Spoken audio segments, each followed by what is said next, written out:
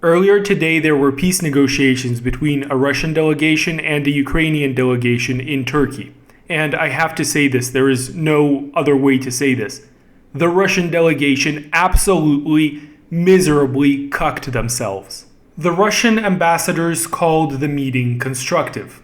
While they did this, their speech came off as stuttered, the ambassadors themselves came off as unsure of themselves. It really gave off the idea that Russia was making a lot of concessions and that it was about to enact a peace deal with Ukraine without having achieved any of its stated military objectives. At the same time, it was declared that Russia would be greatly reducing the scope of its military operations in Kiev Oblast and the neighboring Chernigov Oblast. And the optics of this, the way it sounded when these diplomats said it, was just absolutely atrocious, just absolutely horrible.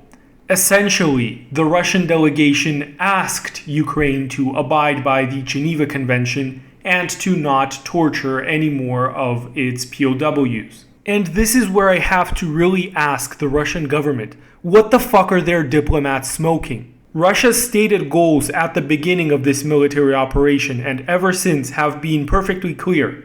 The demilitarization and denazification of Ukraine. That means the removal of Ukraine's current government. It does not mean prostrating themselves before the current Ukrainian government and begging them to not torture any more Russian POWs. All of this comes after about 1,500 Russian servicemen have already died fighting in Ukraine, and this is not counting the forces of the LNR and DNR militias. Not to mention the many opponents of the Kiev regime within Ukraine itself, who are ready and willing to take up arms against the Ukrainian government, but have yet to receive any clear signal or direction from the Russians. Needless to say, the statements that came out of these negotiations, the manner in which all of this was delivered, caused an absolute outrage in Russia. Needless to say, there is absolutely no prospect of Russia capitulating in Ukraine, giving in to Ukrainian demands, or withdrawing from Ukraine without completing all of the objectives of its military operation. So I think that this weak, absolutely spineless statement that was put out today is nothing but incompetence. It is incompetence on behalf of the Russian politicians participating in these peace talks. Make no mistake, Russia is not really interested in any peace talks with the Kiev regime. It has recognized time and time again that the authorities in Kiev are agreement incapable. Any agreement that is signed with them, any deal that is made, will be broken at the very first opportunity. And all of these so-called peace talks that are happening right now are just something between a simple formality and a way to say after the war that, oh, we tried to come to an agreement with this government, but they were just completely agreement incapable, which is why we ultimately had to completely destroy all elements of this government. All of this is because the de facto goals of Russia's military operation is the complete removal of the current government in Ukraine, which, needless to say, is absolutely unacceptable to the current government in Ukraine. That is why there will not be any real peace talks. The Russian side officially claims that it wants security guarantees and a neutral status for Ukraine.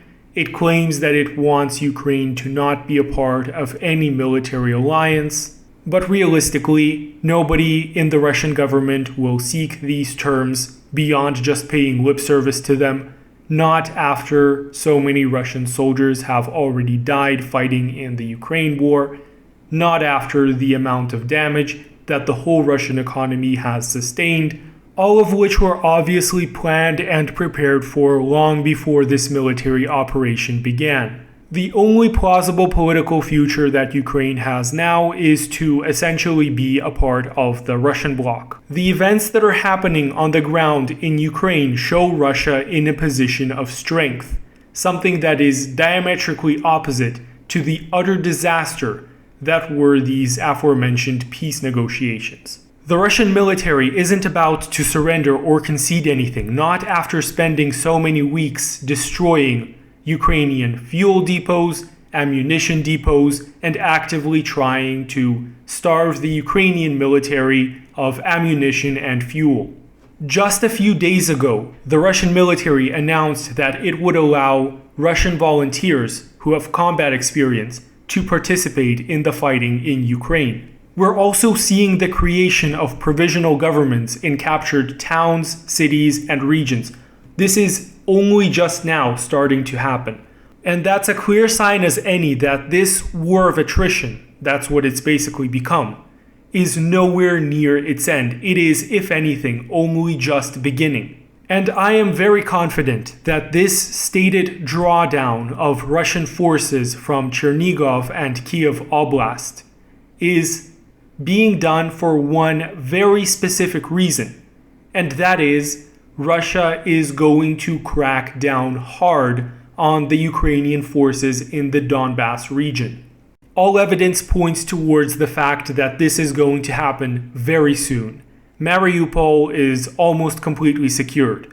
We're seeing Russian forces being redeployed not only from these regions, from Kyiv and Chernigov Oblast, but also some from Kherson and Nikolaev Oblast, and they're all moving towards the Donbass. And I would like to especially emphasize the fact that this is a drawdown. This is not a withdrawal.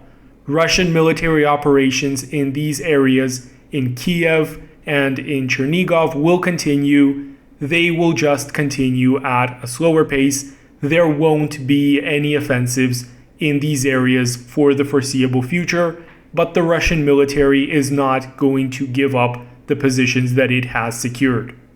The Donbass region is where the majority of Ukraine's army is and has been ever since this conflict began. And we're not just talking about quantity. The best trained soldiers of the Ukrainian military, as well as the nationalistic battalions, are all located in the Donbass. Not to mention the fact that they're all very well dug in.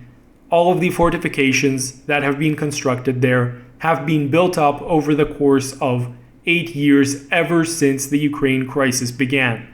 Remember that Russia only has about 200,000 of its forces in Ukraine. This is a very small number. By comparison, in 1991, during the Gulf War, when the United States fought against Iraq, the United States had on the order of 700,000 troops. In 2003, when the United States invaded Iraq, a country that is much smaller and militarily weaker than Ukraine, not to mention the fact that it was already completely defeated from the war in 1991, the United States still went in with on the order of 500,000 troops. But Russia has only dedicated about 200,000 of its soldiers to the Ukraine war. I should note that this number comes from US intelligence from before the war.